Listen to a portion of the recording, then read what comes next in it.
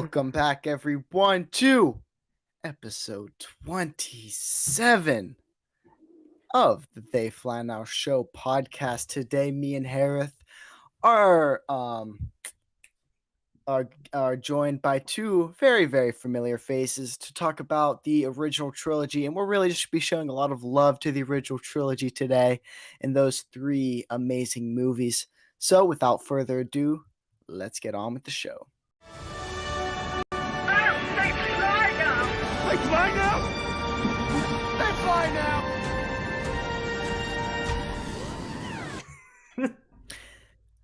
Welcome! And thank you guys both for joining us. Yes, we had some technical difficulties, but we are currently flying. And yeah, so thank you guys. Thanks both of you guys so much for joining us. Yeah. Today we are joined by Char J and Luke, both co-hosts from the Podswan podcast, are great friends over there. So if you guys just want to go, you guys know how we do it. You guys do it too. Who are you and where can we find you? And let's start with Char first.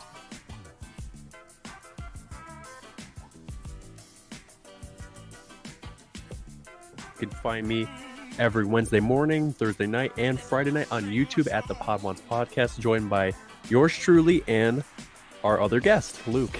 Or the other guest, Luke. Mm-hmm. So, yeah, we're going to be going over... Wednesday morning is our Book of Boba Fett watch-along, and then Thursday we have our Clone Wars arc reviews, and then Friday we have our Book of Boba Fett roundtable for that week's episode. So, that's where you can find me. And Luke, same thing to you. Everything that he just said, I don't really want to hurry over it, but hey, you gotta bring all the ats. You can find the podcast at the Podwans Podcast on TikTok, Podwans on Twitter, and at the Podwans Pod on Instagram. Like Char said, man, great. I'm getting great start. Great start, guys. You're good. But yeah, we are having a ton of people come on. So we've got for the round. Oh, I'll actually hold off on that. We will announce who's on the round table on Thursday night. Yeah, and honestly, like the round table is getting real good. Like last week, I had such an amazing time with you guys, and that's So that's every Friday we do. If you guys haven't already watched, Podswan and They Fly Now just do kind of a crossover event every week talking about recent episode of Book of Boba Fett. And I mean, and really, I think I was really proud of you guys last week because I thought we did an amazing job. Well, same to you, Carter and Hereth. You guys, like I said, this is a thing. Hey! Look Hello. at that. What is up, fellas? DePaul, What's on? up? Sorry Yeah, about that. we didn't mean to cut you off, but No, yeah, it's always an honor to get us all together and talk about Boba Fett, because some of us didn't have any expectations coming in, and now it's just fun to talk about it every week with people. So I love it. yeah, of course. Love it. And DePaul, same thing to you. Who are you? Where can we find you? And your amazing content. Well, besides being late, Oh, no, you're good. No worries. my name is, you can find me as DePaul or Jedi Master DePaul on TikTok. Also with my partner on the Conspiracy Cantina, X-Core Gamer Skills. We do a bi-weekly podcast on YouTube that is on hiatus right now just for work reasons. X-Core Gamer still has a new job, and so he actually has a promotion. So congratulate him on that. And so we're just going to be restructuring the schedule for that one. But that for Star Wars content, that's where you can find me on TikTok and Conspiracy Cantina. Oh, awesome. Congrats to X-Core. Yeah. If he's in the chat, congratulations. Yeah, absolutely. But no, Conspiracy Cantina is a great show. Much like Podswan, They Fly Now, just trying to spread that positive message across the Star Wars community. So we all appreciate them and love going over and watching their show. Before we get into any announcements, Hereth? I mean, you won the Robo War. Yes. Finally, after 5 months. As you guys might notice, I'm actually in sync now, and I don't have robot problems anymore because I found out that my mic was using old software and it needed to be updated. So I was like, okay, because one day it was before last Friday's. I think it was before last. Yeah. Before last Friday's episode, and I was like, you know what? I'm fed up with this. I was with my friend, and I was like, no, I'm sick and tired of this. So we went to Walmart. We're gonna do a story time before we get started. Went to Walmart. Started talking to the guy at Walmart. I'm like, yo, like, do you know why? Because we having these problems. He's like, no, I really don't. You could maybe try a different, what's it called? Driver. No, a different USB to micro USB port. And I was like, yeah, I could, but the thing's brand new. Like, I don't really think that'd be a problem. He's like, yeah, I mean, you could always try buying a new mic. And I was like, I really don't want to buy a brand new $120 microphone because I just don't want to do that. So then I get home and I'm like, you know what? I'm fed up. I'm going to just call the customer service. So I go, okay, here we go. Call customer service, like, hey man, I got this mic for my birthday for my sister, and I really don't I really don't want to have to buy a new mic because I know it's brand new, blah blah blah. I was honestly getting really upset on the phone because I was like, I do a podcast and I just talk over people on accident because my microphone's a second delayed. So then me and this guy start talking on the phone, blah blah blah, and he's like, okay, we actually changed software companies a few months ago. So then I was like, oh, okay, I'm going to try to get this downloaded. Then my computer started glitching out. I couldn't get the thing downloaded. I finally do. I joined VC, and it was like in sync. It was like literally like the at the end of Attack of the Clones, like we're Obi-Wan and he's like, Yoda, I've won the war. And I was just like, okay, because he says in VC, he's like, hey guys, I need you to guys come in here right now, and I'm like, oh god, did something bad happen? I was like, did he die, or did something happen to his personal life? And he's like, no, I won the robot war. we're like, okay. Finally, I can finally rest and watch the sunrise and pray for the universe. Also, thank you guys for 100 subscribers. Yeah. Let's go. We finally got there. We just want to say... What's crazy is that I didn't realize I wasn't subscribed. I thought I had subscribed to you guys when you first started. And I was like, and I looked at it today, I haven't been seeing like no notifications when they go live or anything like that. And I was like, I looked your the channel up, and then sure enough, you haven't subscribed. Oh my god, are you serious? So I hit it today. Well, we appreciate DePaul and all of you guys out there. We really, really appreciate it. I know it's a pretty small milestone, but nevertheless, it's 100. You got to start somewhere. So now, just gonna keep on climbing because we really love doing this. Keep on flying. But yeah, so let's shout out some chat real quick. Ain talk Star Wars topics. Kieran Barr, Star Wars lawyer, Darth Man, Xantos. I'm sure there'll be more joining as we go along. But yeah, thank you guys all for joining us. Hereth, if you want to kind of take it away to get us started on the introduction. Yeah. So obviously, again, it's a pretty common episode because like when me and Carter were sitting down to plan out all these episodes, we were talking about like, oh, we want to talk more about the movies, and I was like, how about we do it like because we do like 10 episode phases where we just plan everything out. We're like, okay, we'll just send out 10 episodes, and the next 3 like waves we're going to do each like trilogy. We're like, okay, so let's talk about the OT today. So obviously going into the iconic first film, Star Wars, or as some people call it, or A New Hope. Again, generally, what are your guys' thoughts on it? And yeah, we could, again, they plan on changing the conversation. Also, again, anyone can just jump in, open free-form discussion. Before we do that, I wanna ask each of you: was A New Hope the first Star Wars movie each of you guys watched? And we'll go to Paul first. What was the first Star Wars? And then what's your first memory with A New Hope? We'll say.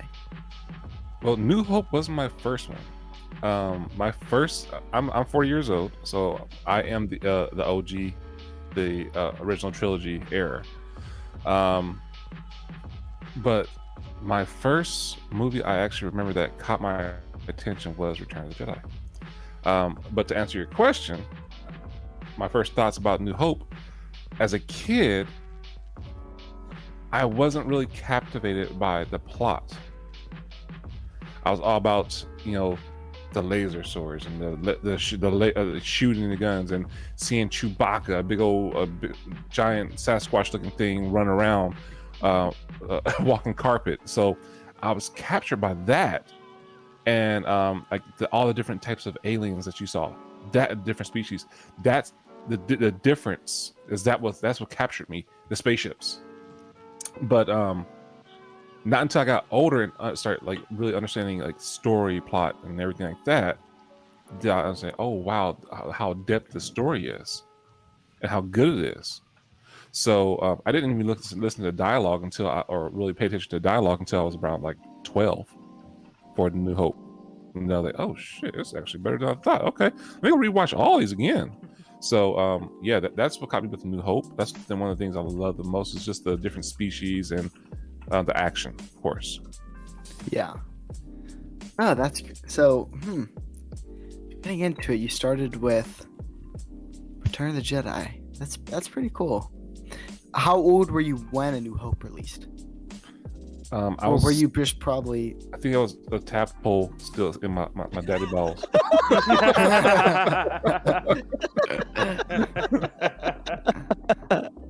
That's awesome. That's awesome. We're in a twinkle in your daddy's eye. There you go. Another one. I don't even think my parents weren't even married. My parents probably didn't even know each other. 1977? That's a long time The old ago. day of 1977. I think my dad might have been in high school, probably freshman year of high school. Wow. That movie came out. Yeah. Whew, jeez. My dad's old as balls. Sorry, I just had to say that. Luke, Hey, same let's just thing to say you we though. all swam the fastest. Yeah, we all did. Swim the fun. God. Yeah, absolutely. Yeah, they are flying in a different direction now. Jeez. We but- changed direction. Yeah. So I mean,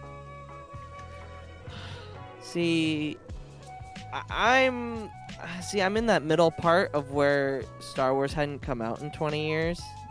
So we got the VHS tapes. So we had the original trilogy, and then whenever the DVDs started coming out, because DePaul, did they do special editions on the VHS too, or was that just DVD? I can't remember. So what they did, they had they released probably 5 different types of VHSs before they came out with DVDs. Okay. More like 3. They had the original, then they had the they didn't have a special release. They had a updated remastered, Okay. and then they had the special releases. Okay. And then that's when they started coming out with the whole DVD thing, and then started releasing like that. Okay. So the special editions were on VHS then, right? Yeah. Yeah, Okay. they were done. That was the last one. 1997. I think it was 97 where they made the remastered, and then 2004 is So where the we get Hayden as the Force Ghost. We get the better looking Jabba the Hutt. That's the all ones I that have. different stuff. And then- Yeah. So I was. No, yeah, go ahead, Terry. And then I was gonna say 2011 we got the Blu-ray version, and then Mhm. the Yes. Disney Plus version. Yes. Yeah. Mhm. So I used to have that collection. Yeah, I grew up with the special edition VHSs. But my first, so that I would say I don't really remember watching the original trilogy until after I saw Phantom Menace in the theater for the first time. Phantom Menace was my first ever theatrical release of anything. That was my first movie, period. So after I watched that one, I got hooked. So then I watched the original trilogy, and the original trilogy for a 5-year-old is what? This there's laser swords, and there's Darth Vader, and then you find out Vader is Luke's dad, and it's devastating, and then it's just I love the original trilogy for what it is, and I'm glad that it's around, and it's a great way of storytelling. Out of all 3 trilogies, I would say the original trilogy has the best story, in my opinion. So, and I'm a prequel guy, and I just love the writing of Kirshner of both Kirshner, Kasdan, especially for Empire. Like all the story bits that we get in the first 3 movies are just so good. No, yeah, for sure. And Char, same thing to you. 'Cause I know we all know you're a big time Empire guy. Big OT guy. Yeah, I am the Empire Strikes Back guy. And no, the first movie, well, my introduction to Star Wars was the first time was when I went to go see, what I didn't go see, but Attack of the Clones was on the TV. It was in 05. They were replaying the movies before Revenge of the Sith came out in theaters. So you never saw any of the prequels in theaters? No. I was Wow. 5 when Revenge of the Sith came out. I forget. Are you serious? Yeah, I'm Yes. Fuck you, Yeah. then feel old. Whoa, Hey, we weren't hey. even born. Hey, I Paul, I was was born 10. in 2000. I was Okay. 5 years old. I was in 5th grade when Revenge of the Sith came out in theaters. I was born in 2002. I was born in 2003. Okay, stop it. Okay. Okay. Anyway, I God. was born in So- the late 1900s. How about that? Same, but mine was like 95. So well, I was a there's thought that. in the late 81. 1900s. Well, the first movie that I actually saw in theaters was The Force Awakens, and the nerves that were going through my body seeing that, because I never got to experience the originals and the prequels in the theaters. So the experience of getting to see the first sequel movie in theaters was just amazing. And also there hasn't been a Star Wars movie for 10 years since, because 2015 was The Force Awakens and 05 was Episode 3. So it was an amazing experience. But so I really liked the prequels when I was growing up, but as I started to develop and understand human emotion and human relationships, I kind of didn't like the prequels anymore, and I really enjoyed the original trilogy, and specifically Empire Strikes Back. And I just love the romance between Han and Leia. I love that Luke is still on his journey to find who he is and facing his inner demons, from the cave scene on Dagobah. And it's just the original trilogy is such a good, coherent story that it's you feel like you are informed about everything. It's nice to read the comics in between that time. You can read Lost Stars, and you can read all of these stories that take place in between that timeline. But it's you feel like you don't miss a beat when you watch those original movies. So, and also when I talk about The Empire Strikes Back, I feel like that movie it does not waste an ounce of dialogue, or not the dialogue, but it doesn't waste the script whatsoever. I feel like it takes the most use of it. You learn so much about the characters. This is what Roger Ebert calls The Empire Strikes Back. It's the heart of Star Wars. Yeah. It's the biggest growth of characters, the biggest turn for characters, the biggest revelation of characters. And it's everything is just so well done, and the music is great. I think the music from the original trilogy is the best out of all the 3 trilogies and the anthologies and so forth. And I just, as I grew older, I started to stray away from the prequels and began enjoying the originals more. I feel like that's what it's, because I know my younger brother, he's not as big of a Star Wars fan as I am, but he really likes the prequels. And I'm once you grow older and you understand that Anakin and Padme's relationship is not as good as Han and Leia's, then you'll get to see real character development. I'm not saying the prequels don't have character development, they really do, but the originals is just, this is the introduction to Star Wars. They had to base it off of just ideas and visions. That's all they had. Yeah. And they executed it so well. And A New Hope, it was, if I remember correctly, it only premiered at 37 theaters in the country. Luke didn't even Really? go to the premiere. No, he straight up did not go to the premiere because he thought it was gonna Yeah. flop. Yeah, Man, was he wrong. it only premiered in 37 theaters in the country when it came out. And Yeah. little than you know, a few days later, it's literally the biggest phenomenon in the world. Everyone's wearing Star Wars gear. Everyone wants to take a picture with Vader, 3PO, R2. Everyone wants to get Leia buns. Everyone's ordering Kenner products. And it's so crazy how much this universe or our lives have changed because of this vision that George Lucas had back in 1974 when he was like, let's just make a science fiction drama called Star Wars: The Adventures of Luke Starkiller and the Journey of the Wills. And it's like, man, it's from there till now, it's like we've gone so far. Yeah, we've come so far. And just talking about A New Hope, like the impact that it had.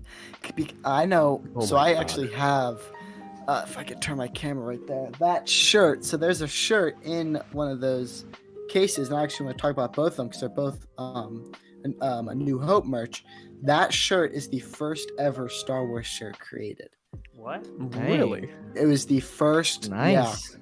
And it's a picture of 3PO and R2 on the Tantive 4, and it just says Star Wars right above it. My uncle gave me it because he was a big Star Wars fan too, and he gave me that. It was really, really cool. And actually, I kind of want to talk about both of those because when talking about the impact that A New Hope has, both of these kind of shadow boxes have like some really cool memorabilia. So next to it, there's a poster, and they're made up of cards, and the cards were from bubblegum. And what the bubblegum would do is you'd open the bubblegum, you get a card, and once you got enough of them, it would create an image, and that image is the same image that is in there. No. This one has ripped Luke holding up the lightsaber. Ridiculously ripped Luke. Yeah. Good lord. So it has that. And I also have the entire sets of so there's 3 sets, and I have 2 of the 3 full, like 300 cards per set thing. And then lining them in the back is actually Star Wars wrapping paper from 1977. Wow. So I always like to point it out because I have rolls of wrapping paper in my closet from the original movie, and like Nice. just the fact that my uncle kept, like, I think that's like a prime example of how A New Hope just impacted so many things.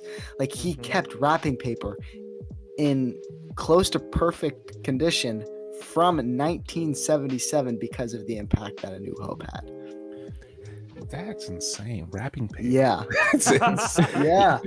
I mean, it's cool. I'm not saying insane and bad. It's like it's insane to like Think about it. right? It's like wrapping paper. You don't really think about wrapping paper. It's like, No. okay.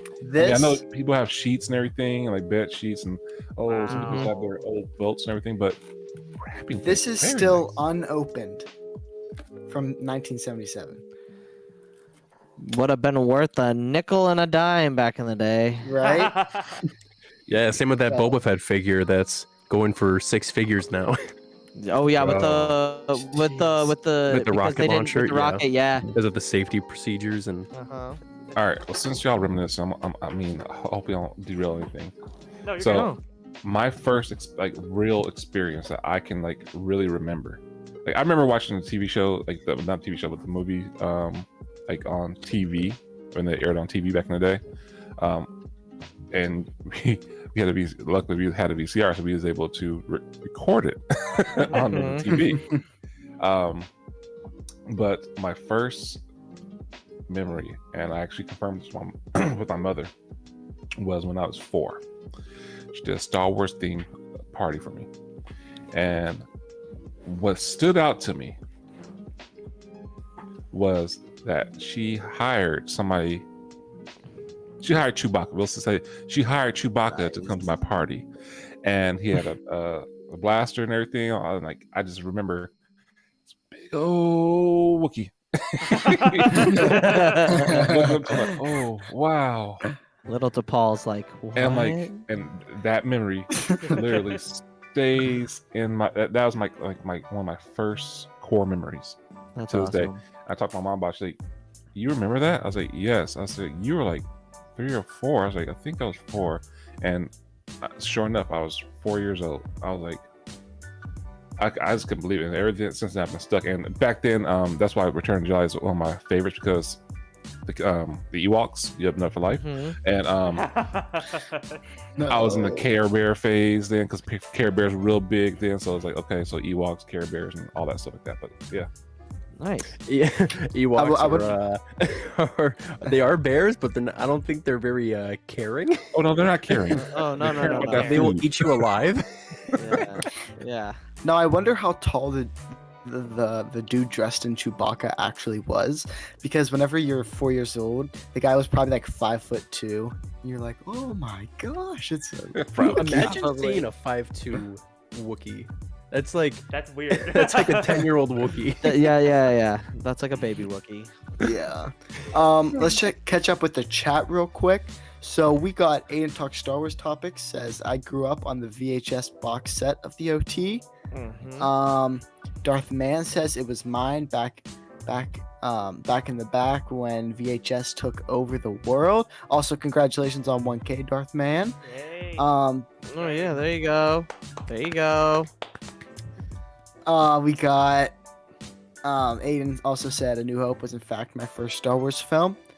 Brooke says Brooks is the best this one. is Oh yeah, this is so very bad. 70s, but my dad said he and his friends saw Star Wars in theaters while on acid.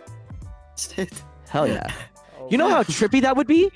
Do you know how trippy that would be? Because in some theaters back in the day, the screen would wrap around the entire theater. And when that first shot comes in, it comes from behind you. Really? Yeah. Yeah. So I asked, so my dad, well, because he's that old, he said, well, he wasn't really a big nerd. Well, actually, it might have been my mom. My mom told me that my oldest aunt, like her oldest sister and boyfriend, or my uncle at the time, or is still now, I don't know how to say that, but like they took her to Omaha to go to the theater because they're the middle of the country, and Omaha is like the biggest city in Nebraska. So the theater actually, like it wasn't just one screen, it was around. So Wow. like in that first shot, it takes off and it's coming from behind you, and like I can't imagine that first shot on acid. Oh my god. Oh, yeah, the- Imagine Just the baddest trip. Just like seeing Darth Vader, you're just like, oh god. no, Oh, God. no. Oh No, god. when you're high on drugs and you're watching that movie, and you just see Obi-Wan just disappear, you're just like, whoa, and then you see the Death Star Whoa. while you're high on the Death Star. where did he go? Wait, man, did that stormtrooper hit his head, man? What the hell? Wait, was that an eyeball coming out of the water? Yeah, Could you that's Imagine- a good one. Why is that trash can talking and moving? What the hell's going on? I love how we're acting like we're high. Yeah. No, I feel like we're what's the guy's hell? name from that 70s show? Ashton He's the Kutcher older character? guy, beard, long hair, always got high. I can't remember his name. But he's Cheech? Yes, Cheech. Oh my god. Or Are you referring yeah, to Cheech and Chong? Yeah. Yeah, Cheech and Chong. Yeah. But, Eh, yeah. Enough about acid. So. wait, I was gonna put that- we also Oh, sorry. I was gonna say we also got St. Pat and Darth Choco. Thank you all for joining us. We really, really appreciate it. And make sure to hit that like button, everyone, because it really helps boost the YouTube video. Like the stream. Like the stream. Smash that like button. Smash that like button. Oh my god! I love how Wow. I whispered it, and Carter was like, "All right, I'm gonna scream it." Yeah. I didn't even hear a yell. I just heard like a static, and then all I heard was smash that like button. Whoa. All right. You yelled so loud that it had a static. I That just was great. imagine our view rate just That's drops awesome. to 0. Everyone unlikes the video. Everybody proceeds just to turns dislike the away. Hey, you can't even tell who dislikes it, so it's fun. fact. Well, we got There you go. Kylie in the chat, Char's girlfriend, who roasted him for boiling water last time I seen her. Oh yeah, boiling water. Hey. Oh no. Hi, Hey, Kylie. we are not talking about this here. We're sticking to Hey, the original hey, trilogy. Hey, Enough. DePaul. DePaul. Everyone, Char doesn't know how to I boil water. I will tell you right now. If you wanna like a rundown, go to the community episode of Disney Plus Day, and just start at like I think we went for like 2.5 hours. Go to like the hour and a half mark. Yeah, your Because co-host was Kylie- there actually. Yeah, Kylie, X-Core was there. X-Core was there. He popped in for a little bit, but like Kylie rips him, like telling us a story about how he can't boil water. He didn't know how to boil water. Okay. That was the greatest film. Yeah, we are not- ever podcast. DePaul, if you know anything about me, these guys love to toast Oh, me I all love the I time. love that They story will find so much. anything and just overblow it and just be And, like, and you oh know my what? God, You know what? You you know are- what? You know what? It's because It's all we out care. of love. We It's care. all out of Okay, love. if we didn't give you I if we know. didn't give you a hard time, then you should be worried. Yeah, it's all good. It's all good. But anyway, back to the original trilogy. Alright. Sorry, we derailed Yeah, this. if you wanna kick us off in the right direction. Well, again. Yeah. So. Oh, sorry, Jared. Oh yeah. Hereth, go ahead. No, You're the you're host. you're the guest. You can cut me Okay. off. You can just, Oh, if I was speaking, just- speak over me. Okay, I was just gonna go off of what Carter said about his memorabilia, and probably my favorite thing of original trilogy memorabilia is my signed Boba Fett helmet by Jeremy Bullock. What? Mhm. Oh yeah, that's Yeah, right. it's- You do have it's one. My Forgot about most, that. it's one of my most prized possessions. Obviously, if you didn't know, Jeremy Bullock passed away at the beginning of 2020, and actually no, wait, no, Yeah. the beginning of 2021 actually, Oh yeah, that's the right. beginning of 2021. Damn. Yeah, so when you watch the Under the Helmet special on Disney Plus about Boba Fett, you get a little rundown about Jeremy Bullock's life and what he enjoyed about Boba Fett and how he was so expressive to the community about what it's like to be because his son would always say, like, how does it feel when you have a bucket over your head? And it's like, it changed the world. It's here, let me I'm actually gonna grab it real quick. It's just right I above would me. love to see it.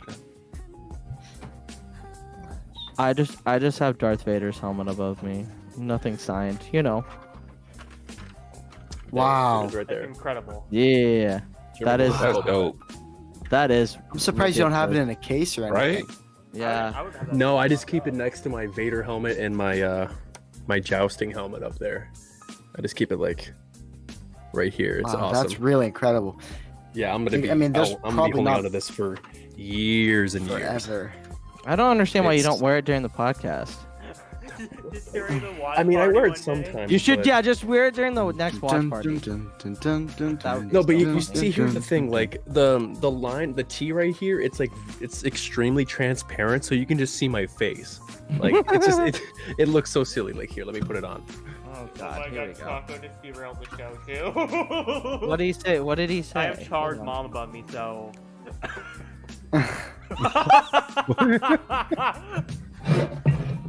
Damn. Wait, what was that?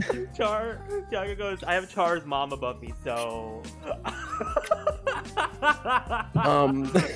Okay. All right, let me put this away real quick. I just love how like fast alright, everyone's just well- derailing the show. It's great. Well- But no, I actually like that's really cool. And especially just because like I think that's something that Star Wars did that other franchise like that was just revolutionary for its time that other franchises weren't doing was make memorabilia and like mass produce toys and stuff like that. Like it's crazy even seeing how would it be Kruger didn't have enough toys, so they had to you were like backlogged for months because they couldn't get the toys shipped out. So like you would get a little slip in the mail. I'm pretty sure that let's say like you're in line, but it's gonna take a while for everything to come in. Like that's just crazy, and especially because again, no one else was doing that. Yeah, just that the a impact of A Stormtrooper New mug? Hope is crazy. Oh, Is that a Stormtrooper mug, DePaul? Oh yeah, it is. Nice. I used to have a Chewbacca bandolier mug, and I don't know where it went. I was looking for it the other day, and I was like, "Where did it go?" It's a really long one. It's got a really big handle. That was my favorite thing to drink out of. Yeah. Okay, okay. Nice. Yeah, But- I've been collecting mugs. I got the Stormtrooper. My wife got me the Stormtrooper and the Darth Vader one. Like when we first got together, our first Christmas, and I got a Jabba the Hutt, Ahsoka, Boba A Fett. Jabba the Hutt mug. Huh. Yeah. I wonder what that looks I'll like. get it to show you guys, but it's interesting. I got the Akbar mug too. It's Ooh. Chewbacca. My next one's gonna be an Ewok one, but yeah, it's there's some big ass muds. But all right, so let's just start talking about A New Hope. Obviously, the first Star Wars movie to release. And we'll just kind of break down the movies act by act. I think would be the best way to do it. So we'll start talking. Let's just go A New Hope all the way up until Luke and Han and Obi-Wan take off from Tatooine. So everything on Tatooine. What really stands out to you guys, and what makes that first half special? And what do you think? Because I mean, if the impact that movie had, the first even scene was so impactful. So I want to know what stands out to you guys about that. And let's go to DePaul first. So, what stands? What part? Like you said, since the first part we see. We'll go all the way up until talk about as much as you want, all the way up until up until Obi-Wan. they leave Mos Eisley. Yeah, up until they leave Mos Eisley. Up until Luke, Chewbacca, Han, and Kenobi leaves Mos Eisley. Okay, cool. Yep. So, first of all, the one thing that makes that movie is the music. Oh, 100%. Spot on.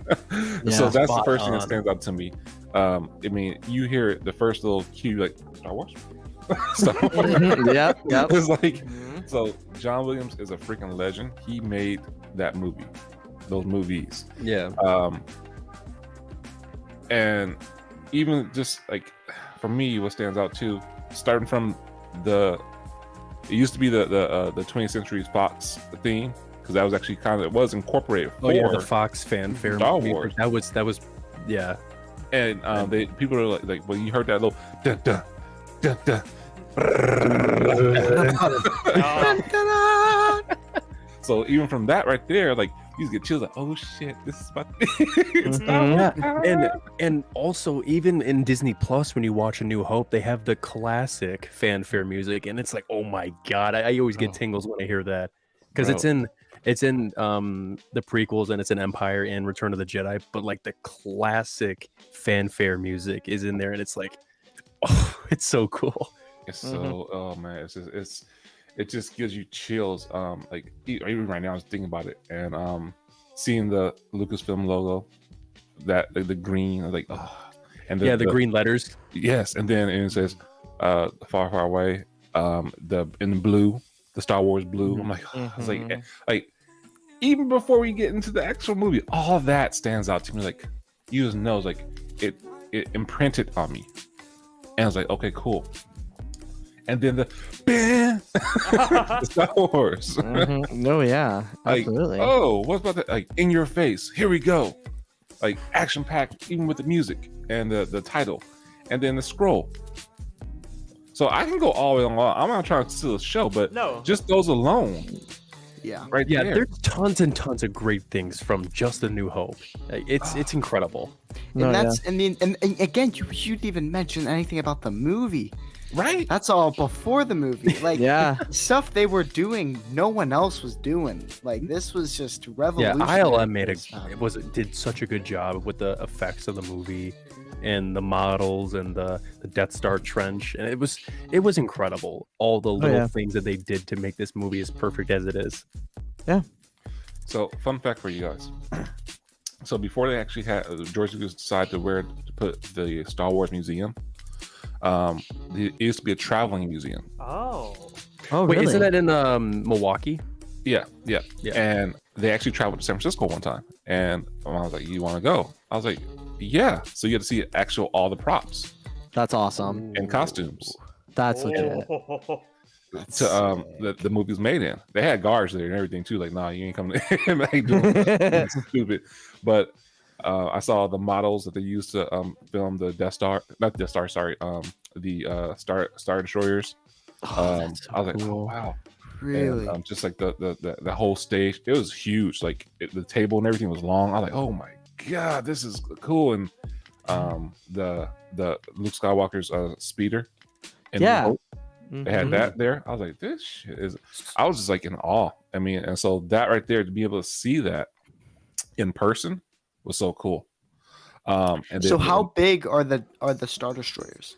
So the Star Destroyers, I would say their range. So they had different models. They had three different ones that they had displayed there. They had one that was about like 5 to 6 feet. They had one that was 3 feet. I think they actually had two that was 3 feet. And this is how much of an impression it made on me. I was just like, oh my god! They said this is actual props that were in the movie.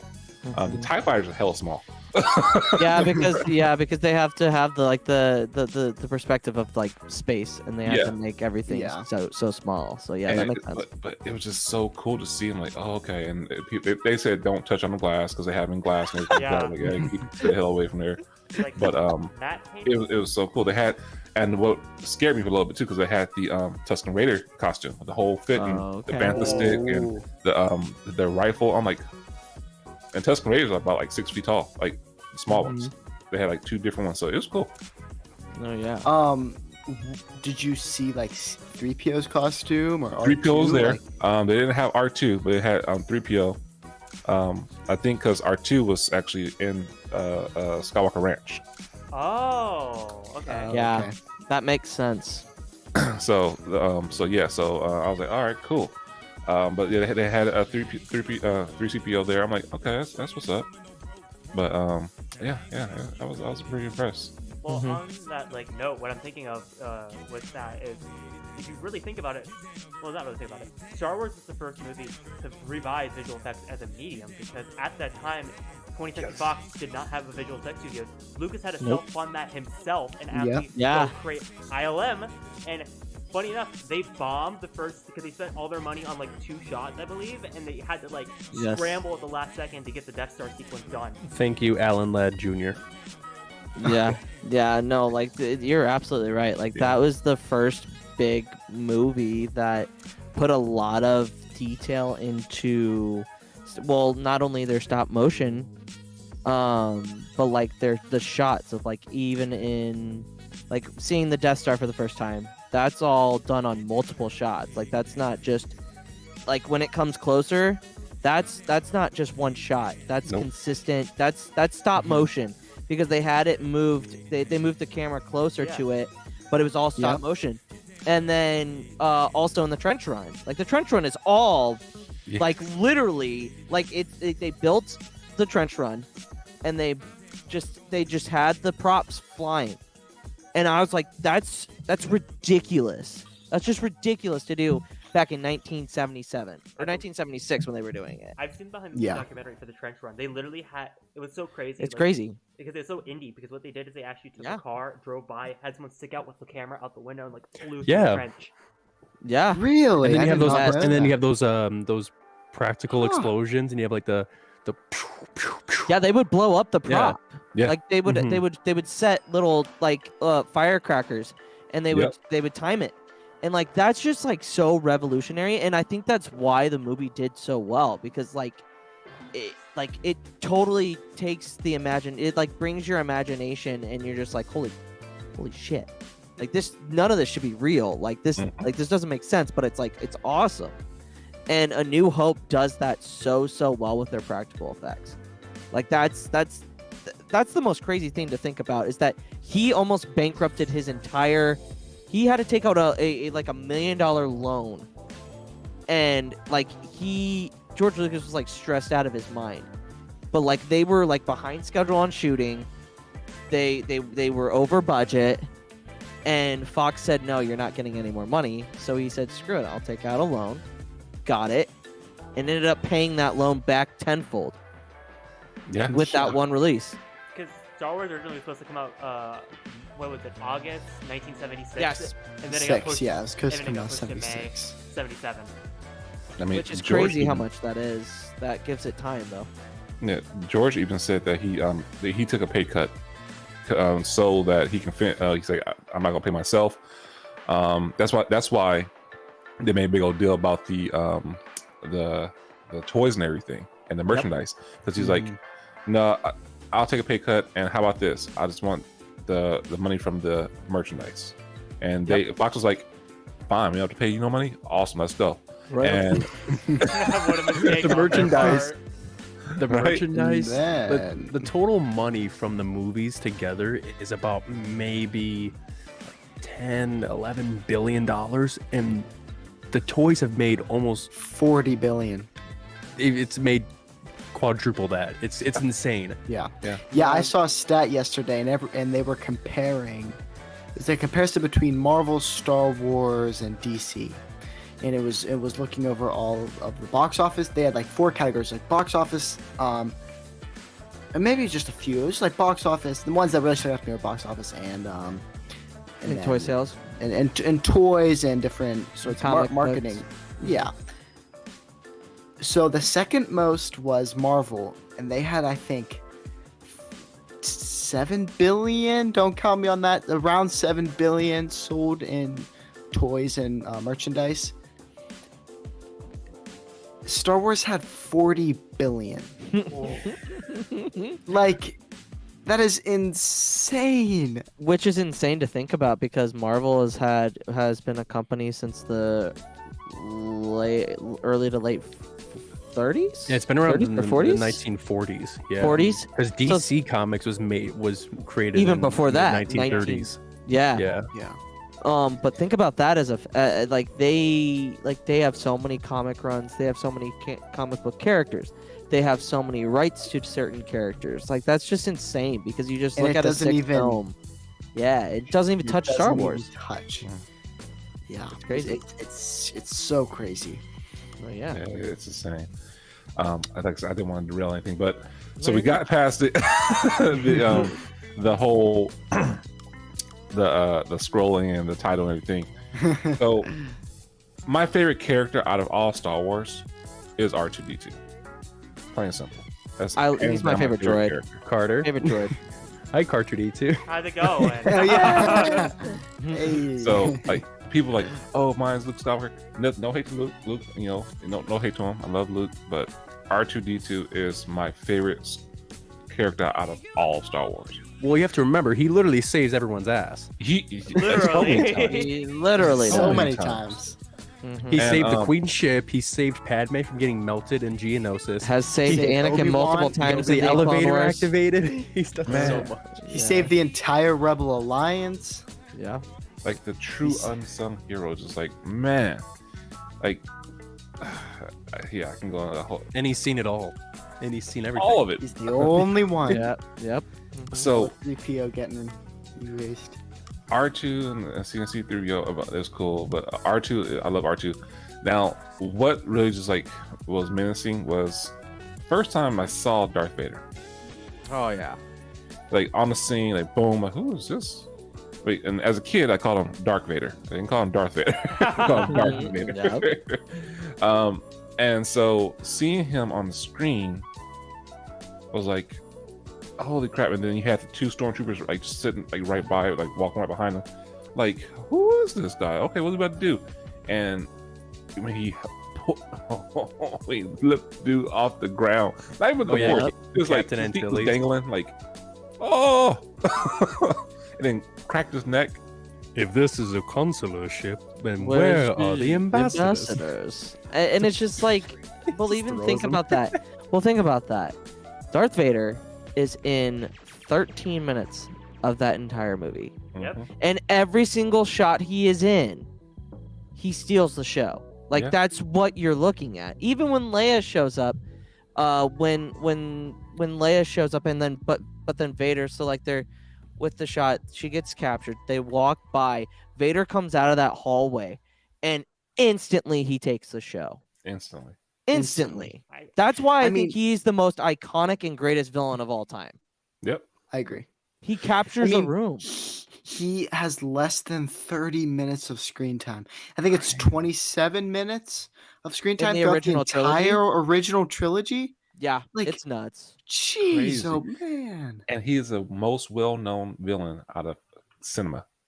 See, everybody wants to say Palpatine. You don't need to is see. the- You don't need to see a piece of Star Wars, and you know who Darth Vader is. Yeah, My Yep. 3-year-old nephew knows who Darth Vader is. yeah. I just it's so weird because people will be like, well, like Emperor Palpatine, but I'm like, when you say Star Wars, who's the villain you think of the most, and who's the most marketed villain in Star Wars? It's Darth Vader. Darth Vader. It's Darth Vader. Darth Vader. Yeah, Darth Vader is the first person in cinema history where breathing can terrify you. Yes. And My God. That really kind of aided the point, like sound design in Star Wars, because like just thinking Yeah. about how Ben Burtt's work as as the Foley artist of Star Wars is he's the reason why Star Wars is just so magnificent. Like he just adds the extra. It's just I can't even put into words how good of a job Ben Burtt did for the OT, the prequels, and he did work on some of the sequels as well, right? No, it was Or- Matthew No. Wood. Oh, Matthew Wood. Mhm. Was it Matthew Who- Wood? Okay. Who Matthew Wood also worked on the prequels with Ben Yeah, he Burtt. voice acted General Grievous. Yeah, General Grievous. Okay. I might do a meetup with. It's like him, Taylor Gray, the person who plays Leia in Rebels are all doing this meetup. It's like $50, so I might. Oh, awesome. Worth it. You gotta do go it to with it. him. You gotta Oh, make yep. Ezra pop. When Taylor Gray, so like Well, you got to get that Ezra lightsaber first. from Level Up Lightsaber. Well, yeah. Hey, use the I love affiliate link lightsaber. in our link trees. You're welcome. You're welcome. That one was Free free. promotion. Free There we go. promotion. I get a cut out of that sale. Thank you. For sure. Yeah, Luke. Yeah, Luke.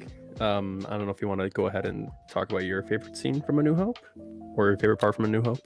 Favorite part from that first chunk. I mean, DePaul kind of just like took it a little bit, but like seeing Vader for the first time was just like like amazing. Like I said, the guy just captures a room. But honestly, my favorite scene from A New Hope has to be the binary sunset when he's out when Uncle Owen and Aunt Beru, like he gets berated by Uncle Owen, and Aunt Beru says he's just a boy, and Uncle Owen is just like he's got to learn sometime, and he goes out, he kicks the sand, stands out in front of the scene and just looks at it, and you just hear the music, just like that, like John Williams, like DePaul said, like absolutely fantastic job. But like, my goodness, like it like that scene is good. Seeing Obi-Wan for the first time, Yes. also really good, because it's like after watching the prequels and then you watch the original trilogy and you hear him say hello there, you're just like, ha, heard that before. But like A New Hope has a lot of the great, and then even when he talks to Luke about Anakin, like that whole conversation gives me goosebumps. From one line that Obi-Wan says in there, an entire basically 3 movies and 7 seasons of a TV show were formed. Yes, it's amazing. Like that's so well done. Then you get the cantina scene, like that whole first half of that movie. Thinking about it in 1977, now I understand why it did well, because it captivated everybody's imagination. Like there's a whole bunch going on in every scene. Like there's something going on. Yeah. Mm-hmm. And like I honestly, in my opinion, I think the binary sunset is the best scene in Star Wars. It's one of them. I would It's one say of that them. is the most impactful scene in Star Wars. I and love that Luke- scene, but there's one other scene from a different movie in the original trilogy that I think is more impactful to me, Yeah. of course. Yeah. But we'll get I mean, there. it's just like, to me, Yeah. like just where I'm at in like life, like I just really relate to just Luke just wanting to just go off and do all these like great things. I don't know, like it's the background on my computer right now. Is my background right now is literally Luke looking off in the sunset That's on awesome. Tatooine. Nice. It's just, man, that really gives me chills. And fun fact about that whole sequence when they first meet Obi-Wan and all the Tuskens, the Tusken that goes like this, he does it 3 it's times, reversed. right? It's And reversed. and they use the it's the same clip, just 1, 2, 3 times. So Yeah, you can so see they rewind the it. So elbow they movement. Yeah. so it's just a Mhm. rewind. It's Yeah. not even Yeah. him doing it 3 times. It's just literally a loop. Yeah, that's what I meant. Yeah, Yeah, that's it's what just I a meant. loop. Mhm. Oh wow. And on that Yep. same note is I love bringing this up because again, like I have just when it comes to filmmaking, because obviously I college and college for film, my fascination is just editing in general.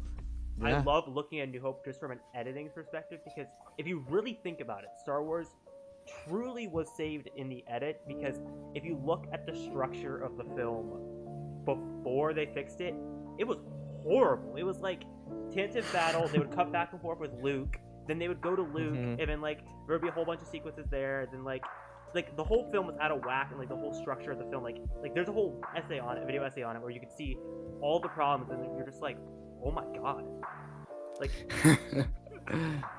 Thank And you, wasn't it- Marcia Lucas. Yeah. You're on point. Like one of the documentaries, they even said Alec Guinness had to like go in there and rewrite a whole bunch of shit because Yes. George, what the hell is this? You Yeah, got he's- an Academy Award-winning actor here. What is it? Well, and the fact that Alec Guinness was like, this is silly.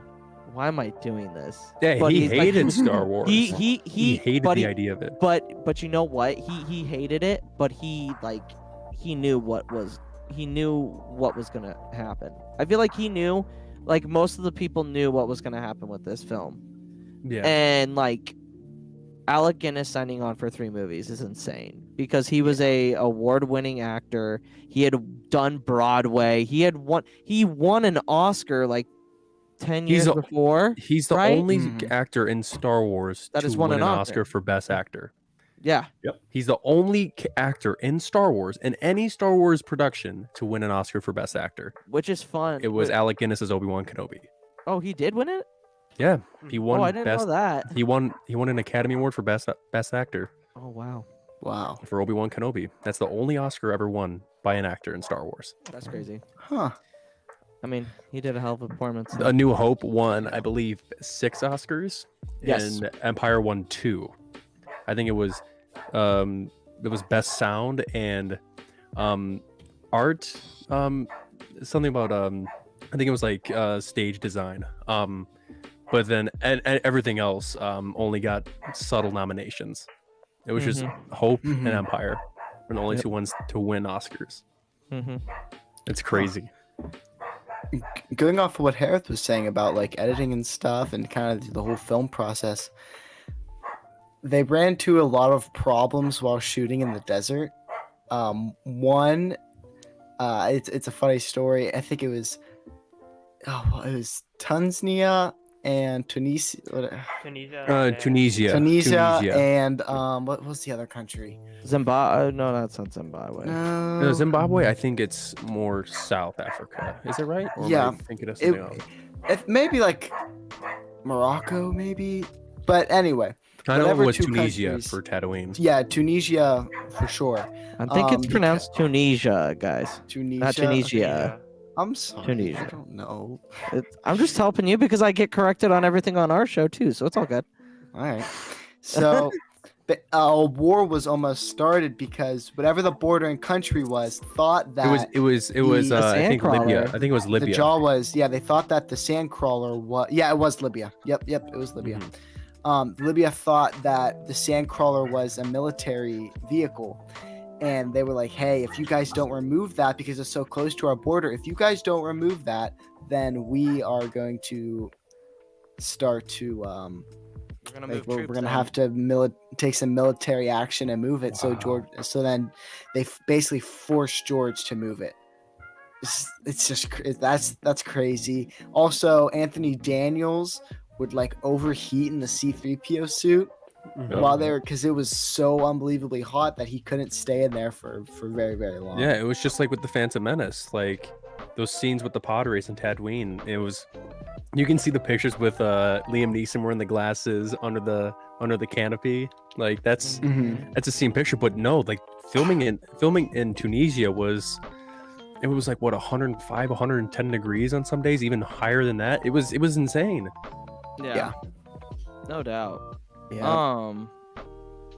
But yeah, like New Hope, like that first half of that film, just like there's so much. There's so much in that film. It's so great. Yeah.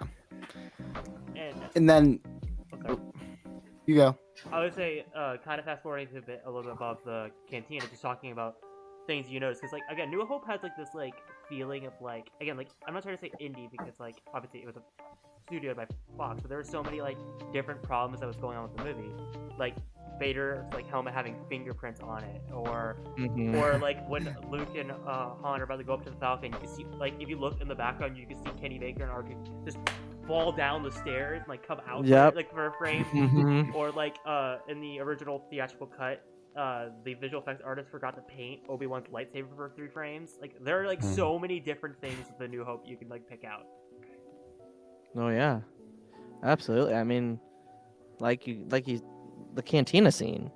Yeah. They had to literally take I think it took a entire day to just shoot that, because there's so many things going on, and I feel like this was like the first film to really use like not animatronics, but like have puppets for certain things.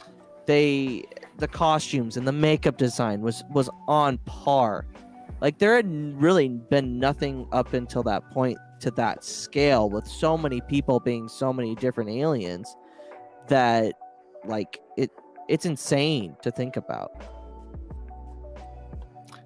Yeah, but I think we covered almost all the new. I mean, the first half of New Hope. The first half. Do the I haven't gone yet. Man, yeah. Yeah, you haven't gone. Yeah.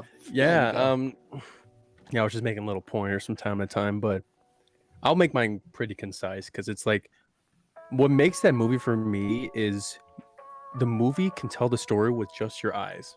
You can just see what's happening and you already know what's going on. Like the first scene in the movie, you see the Tantive 4 and then a Star Destroyer chasing it. It's like you already know what's happening in a matter of 5 seconds.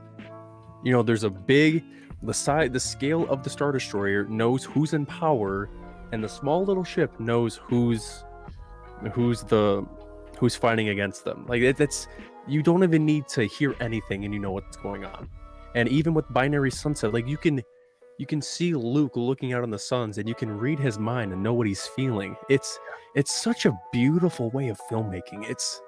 It's captivating to so many people, and that's why The Force Awakens made over $2 billion, because the demographic for the movie is ages from 8 to 80. Like it's insane. Yeah.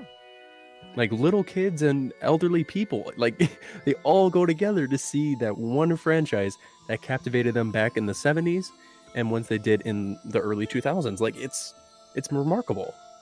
Yeah. And it's like just fathers showing their kids stuff and then their kids showing their kids. It's so crazy. Yeah, I was watching I don't know if you guys are familiar with John Campia. I'm sure you guys are.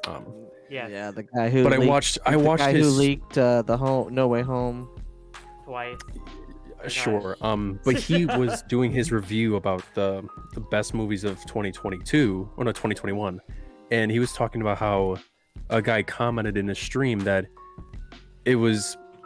he took his dad to go see Tobey Maguire's Spider-Man in 2002, and then for No Way Home, he went with his dad and his son to go see Spider-Man No Way Home. I'm like, that's just beautiful. Generational. Oh yes. Oh yeah. Yep. It's just all full circle. It's awesome. Yeah. And then any like particular scenes stand out to you, Char? For what? In that first half.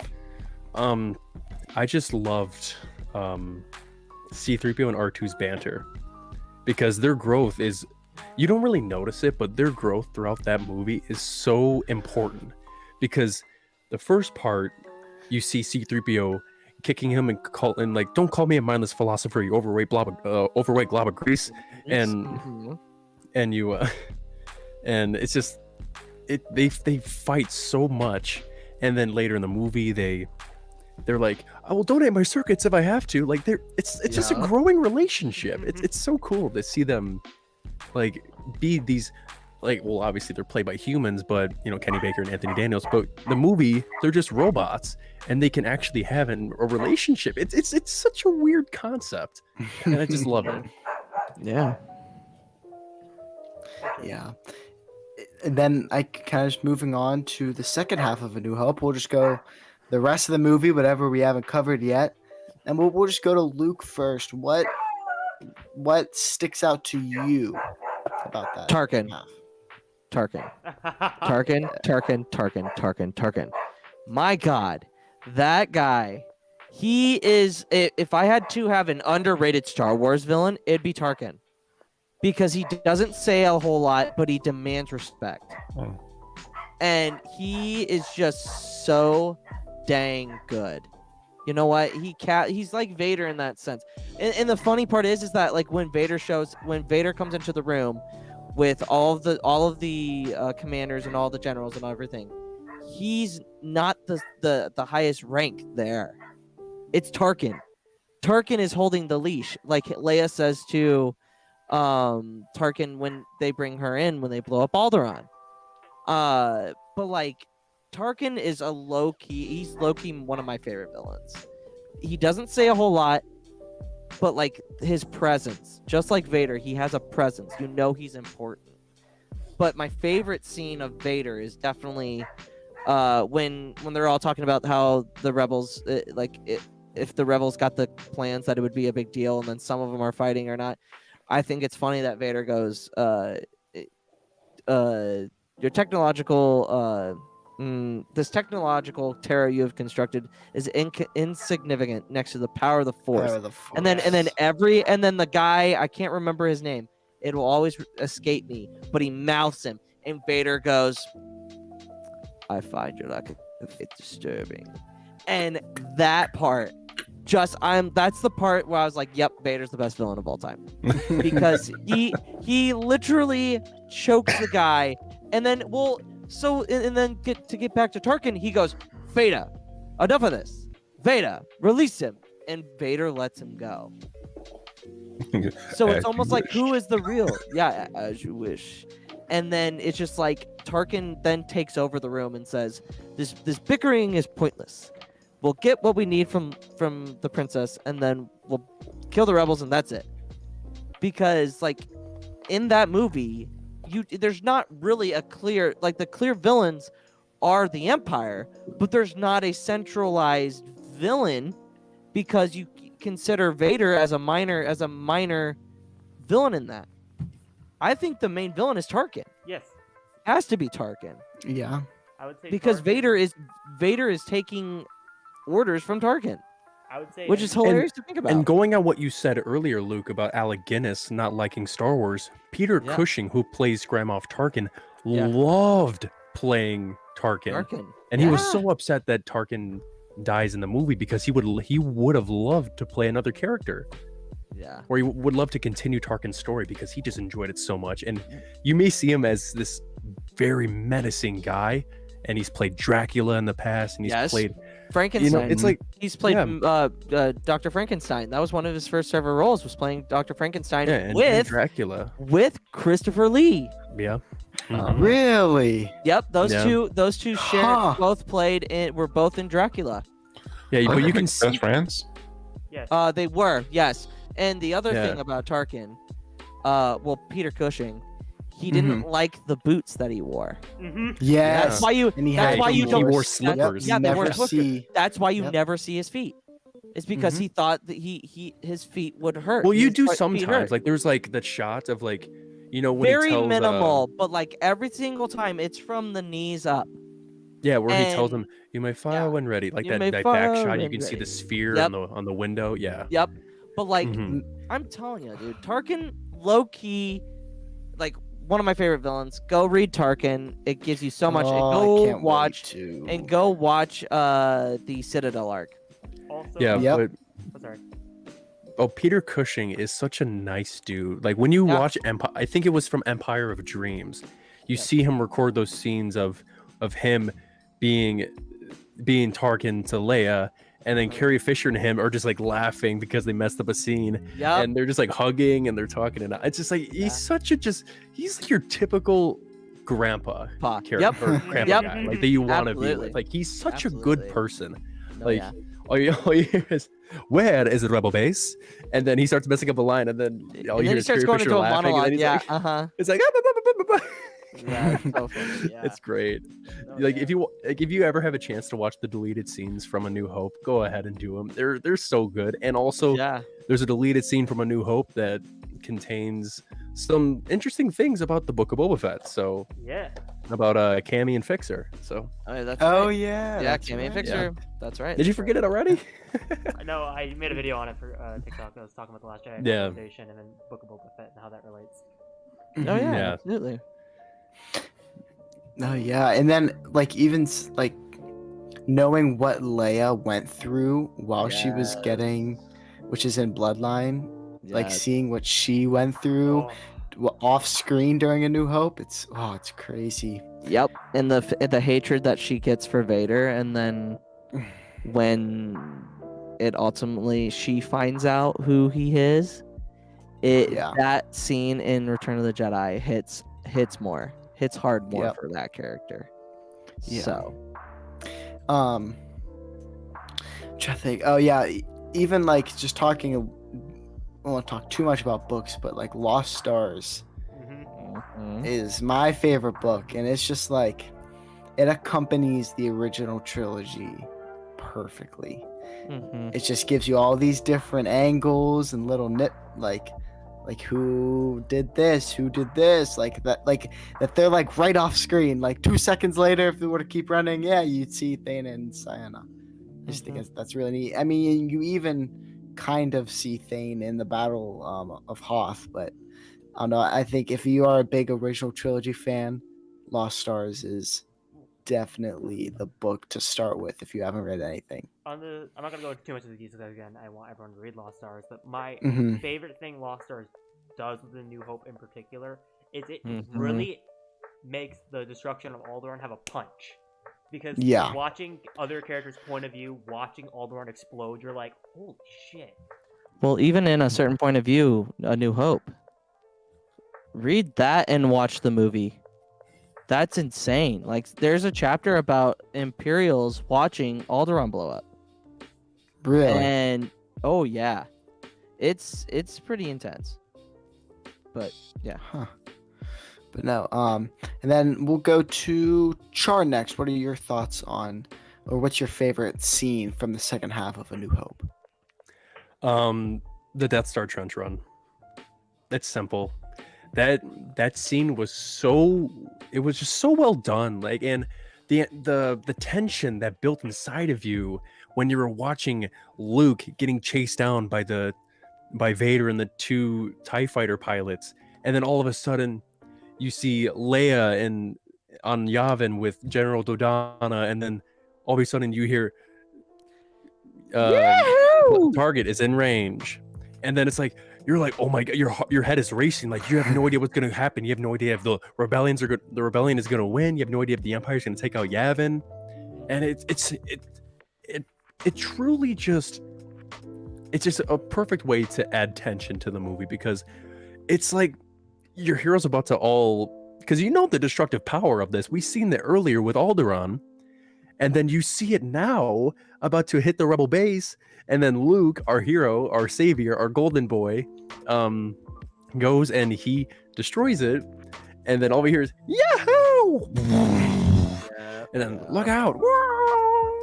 I was gonna say, on that note, this is actually really interesting. Going back to the Star Wars editing thing, does this relate? The whole Battle of Yavin was completely done in the edit, because originally they were not attacking Yavin 4.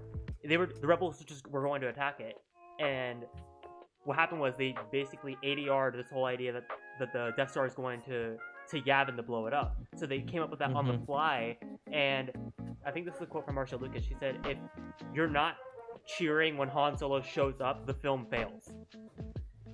Yeah. Yeah. Because if you're not on the edge of your seat when Vader's chasing Luke, like, the scene just basically just doesn't work. Yeah. Yeah. And I think one of the most impactful parts of that movie, like, I kind of like choke up a little bit every time it goes, is right after Luke destroys the Death Star, and then Han goes, "That shot was 1 in a million, kid," and then you hear Obi-Wan say, "Remember, the Force will be with you always. And then all of a sudden you just see Vader just tilt away, and then he flies off. And I'm like, that scene with Obi-Wan is just like, that just perfectly sums up Luke's character in the first act of this trilogy. Yep. It's like, it's such a beautiful film. Yeah. Mm-hmm. It's just and what's cool about it is And then George everything was so real. Everything was real. Yeah. Like there was no CG. Everything was handmade, and the cinematography was just, oh my god, it was just a marvel in filmmaking. Mm-hmm. Yeah. And what's really cool is that because George thought it was gonna flop, A New Hope works very well as just a standalone film. Yeah. Because it just ends off, oh, you can think Darth Vader died then, you could think he got saved, so it's kind of just left off on some loose ends, which is a really, really smart idea. Yep. Yeah. And then to Paul, same thing to you. All right. So in the second part, what I like,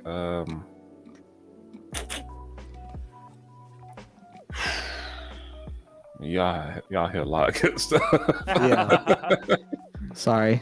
No. The trench good. run is Yo, like let me sorry for that. That's good. the best part of I'd the be second afraid act. if you didn't have anything.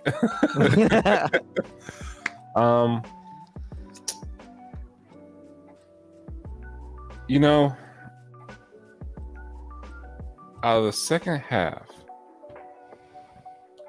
I would say the trench run on the Death Star. That would be my favorite thing, and that whole scene just really like, yeah. I mean, and you touched on it, like they built in the tension and like with the music, and didn't know if the rebels was going to win or anything like that. Like, oh damn. Like in the countdown of the Death Star being in range and everything, they built that tension so good, and with the music and everything, again, that just hits it. But that trench run, it just opened my eyes to so much. Just like, wait, what the hell is really this force? It's like it can make you help you destroy a Death Star, something as big as a Death Star. Like, just it touches on so many levels, because the thing about Star Wars is that you see something of yourself in each character. Yes. And that's why like people get so passionate and toxic and whatever about it, because they don't like to see the negative or anything bad of themselves. So that whole scene with Luke Skywalker, and even R2 was in there too. It was like going through the trench. That was just so powerful to me. It was like it was amazing. Oh, then Darth Vader's about to like blow him out, and then like you said, Han comes in, swoops in, boom. It's just so many themes in that scene right there, that act. So that scene right there stood the most out to me. Yeah, and also you have to keep in mind like how many rebel fighters died during that. It was only Wedge who left early because Luke's like, "Get out of here! You're no good back there," and he's like, "Sorry," pulling up. And then it was just Luke. Then you see Jack Porkins, you see Biggs die, you see Dutch Vander, you see all of these guys that just get shot down with ease with this, and then Luke was the last one, and then it's like, oh my god, it was emotional too, because we all know, like, because Luke in the beginning of the movie talks about how, you know, Biggs and Tank left, and then Emperor was like, he can't stay here, Owen, most of his friends have gone, and then he's just not a farmer, Owen, he's too much of his father in him. And I'm like, it's like, and then we hear about Biggs all the time, and then we finally meet Biggs, and right before they leave, and then Biggs is like, man, I got stories to tell you, and he dies during the battle, and we'll never get to hear them. And it's like, in my opinion, one of the few good special edition changes was adding that scene of Biggs and Luke talking, because if you watch the unaltered version, like when Biggs dies, you're like, oh, okay, like you didn't really care about him unless you like were paying attention to the dialogue. But if you watch the special edition, I feel like that enhances it more. yeah, and an idea that was going to happen in that movie too is they were going to give Biggs Darklighter a bigger role, because we hear about the relationship between him and Luke Skywalker, but it's only subtly told. Like we know that they had a relationship. Well, but we yeah, they never were knew supposed how to have a big it whole was. scene. They're gonna have a whole scene that was cut at the beginning of the film. Yeah. I think it was supposed to be like right after 3PO and R2. They were gonna have a scene with Biggs and Luke. I'm pretty sure. Yeah. Yeah, And- because Biggs was in the Empire and he was talking about leaving for the rebellion. And that was the reason why Luke wanted to join the rebellion, because Luke initially was going to leave the farm to join the Imperial Academy. Yes. But then Biggs was that factor that made him want to join the rebellion. It's like, I think that's such a good, a different way to see the movie. But either way, Luke is joining the rebellion and he's whooping ass and he's our savior. So yeah. Yeah. For sure. he's the best push pilot in the Outer Rim territories. Well, one thing I think we missed is the saber fight between Obi-Wan and Vader. Yeah. That one's a I- pretty powerful moment as well, It's actually one of my top 3 favorite lightsaber duels. because the stakes aren't very high, because it's like it's an old man and another old man, but like it has so much weight because of the connection between Luke and Obi-Wan. Mhm. But yeah, that one's another good one for Yeah. I mean, Yeah. we There's so much. We could And I So mentioned much. in my video, that I recently made, that in the original draft of Star Wars, that Obi-Wan was going to survive the duel against Darth Vader, but Lucas was like, I feel like Obi-Wan is more beneficial to Luke beyond the grave, so we'll just kill him and make him a Force spirit and guide Luke. Wasn't it Marshall Lucas and Alec Guinness's idea to kill Obi-Wan off? If I remember Yeah. I correctly? believe so. Yeah, Yeah. I believe so. Yeah, Mhm. yeah. Yeah. It was. I mean, Oh, am I sorry, still Jordan, going? you cut me off. No, you got Yeah, the fight, it's like in the original trilogy, the lightsaber duels weren't based on who was the better lightsaber duelist. It was just the conflict within the character. And that's what made those fights so impactful. It wasn't just because who can spin the lightsaber the fastest. It was about the conflict within the character, and Obi-Wan sacrificing himself to save Luke was the most heroic thing, other than what Luke did in The Last Jedi. The moments in Star Wars, like it's such an impactful part, and it's what makes Luke grow.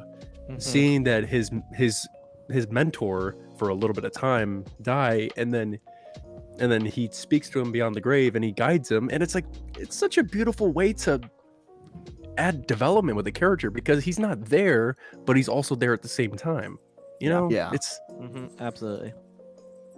Yeah. I mean, we could, like, there's so many things, like, we just missed. Like, you could honestly probably talk. We could make a whole episode on New Hope. We Just didn't a New Hope, even yeah. we didn't even talk about anything with Han and Leia.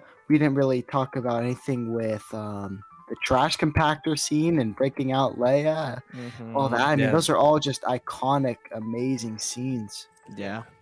Hey, we're in 3263827. Hey, we're still alive. Yep. But because we were talking about the whole original trilogy, let's Mhm. kind of move our way on to Char's favorite movie. My favorite movie, It's Empire mine Strikes too. Back. Hereth, is it yours? Yeah. It's like a big percentage of Star Wars fans say Yeah. Empire's the Yeah, best. I would say a majority of us. It's a big Empire Strikes percentage. Back. How about the Paul It- Jedi? I'm kind of surprised. Yeah, well, I mean, all of the original trilogy films are in my top 3. Then it goes Last Jedi, and then it goes Revenge of the Sith. Those are my top 5.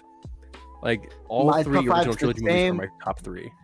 Mine's the same but different order. Yeah, it's Empire, A New Hope, and it's Jedi. For me, Like, Empire, it's- New Hope, Force Awakens. Okay. Mine's Empire, Return of the Jedi, then either A New Hope, Last Jedi, Revenge of the Sith. I think right now Last Jedi has it. Yeah, my top one is Empire. So Man, every single one of our favorite films is Empire. Yeah. Okay. Yeah. And Luke over here with Revenge of the Sith. Well, hold on. I was gonna let Hey, he Paul just said say that his his top favorite was 3. Empire. Hold So on. top 3, Empire. Uh-huh. See, Last Jedi is moving up, but Revenge of the Sith is second. Yes. And it's a tie between The Last Jedi and Return of the Jedi. Yeah. To Paul, well, here's the issue. This is what I always say when we bring up the rankings. I'm like, it depends on the day. Mhm. Like Yep. Revenge of the Sith and Empire flip flop for me, but like usually it's Empire, Revenge of the Sith, Return of the Jedi, then Rogue One's actually up there for me. Okay. Because I really enjoyed that film as like a standoff film, but no, yeah, my top three are Empire, Revenge, and then Return of the Jedi. So Yeah. agree. Yeah, we all agree. Yeah. Empire Strikes Back will forever be cemented as my number one Star Wars film, and it'll never move. Man, I that's promise not it will that's a never hot move. take. Wow, so hot. Off the Eh, list. I don't really think that's too much Empire of a will hot never take. move. No, I know. There's the sarcasm there, but Empire will be my number one thing until the day I die. The day you die. Wow. Day Which I Return of hope the- is never, Re- but you know, Return I'm of the not in the King- Star Wars world. Return of the King like gets really close for me. I love that. Well, I'm But- talking about strictly Star Wars. Okay. Yeah. All right. Gotcha. In terms of a movie, Return of the King is one of the greatest movies made. But Sure. Like it's Anyway. it's legendary. Same with Empire. I've never seen it, so You the Paul's face. Yes. It's okay, DePaul. We have a newbie. Hey, DePaul, we can take him. We can take his nerd card anytime. Bro, like, it's a good movie. It's a great movie. Watch Yeah, it. dude. When you get some time, watch it. You like them. Mhm. But oh, I'm anyways, sure I will. get But yeah, back to Empire. so yeah, we'll go, man, because we're already at an hour 30 minutes and we just covered one movie, so It's we're gonna tough. we're gonna probably have to move a little bit faster through the next two just because we don't. Which is going to be hard for me here. Yeah. Char's like, No, it's gonna be We hard. might as well but- just me and DePaul might as well just step back and let him talk about. No, I Empire want to the include entire you guys. time. I want to include you guys. I'm kidding. But so, just with Empire, let's give each of you guys. Let's go top 3 favorite moments from Empire Strikes Back. Okay.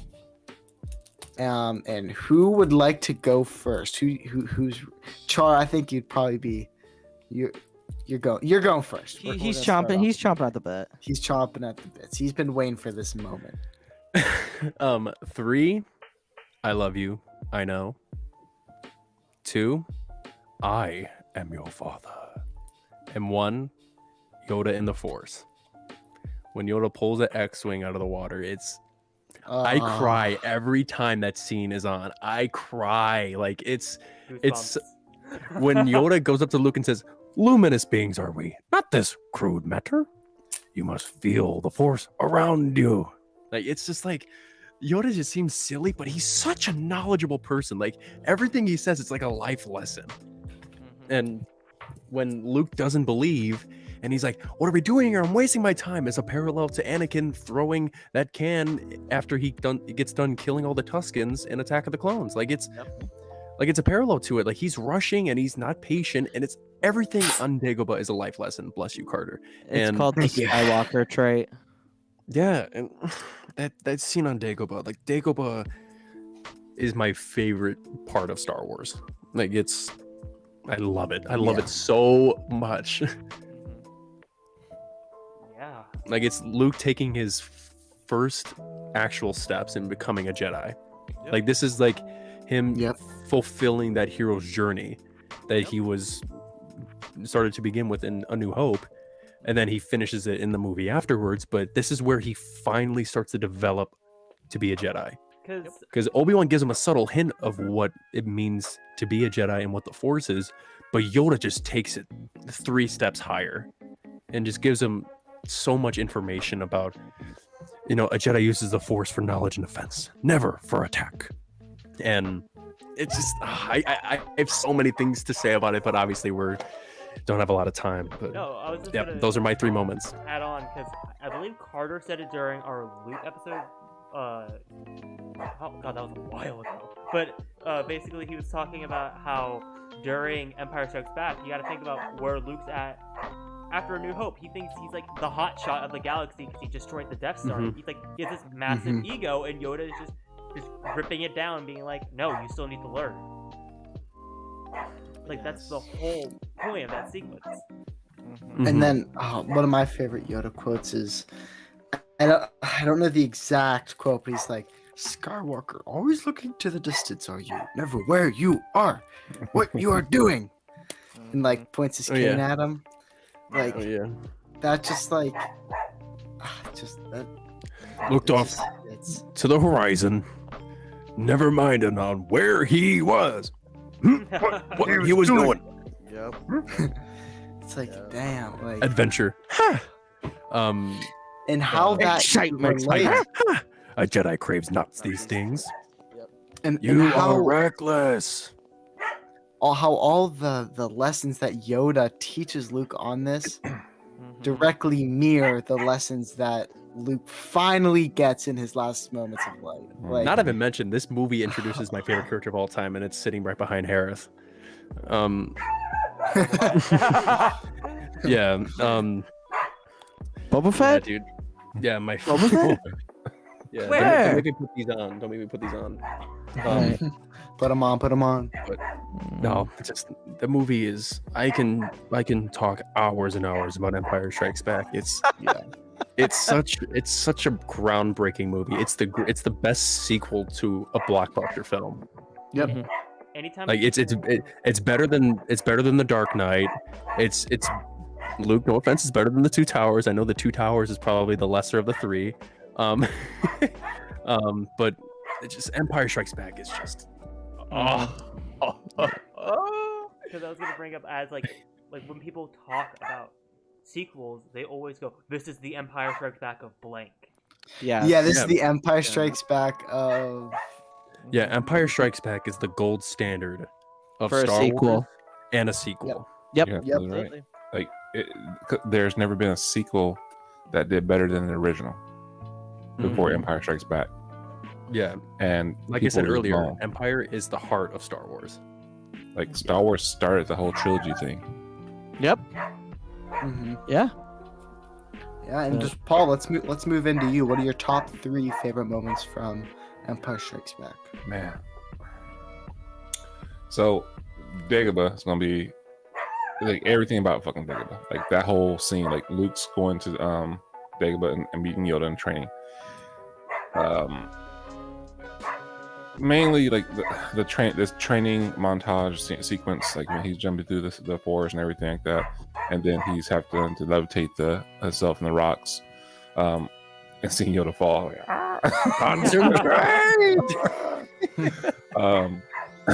but yeah, just the lessons that he gets from Yoda is amazing. Like you guys always said. Dagobah is amazing.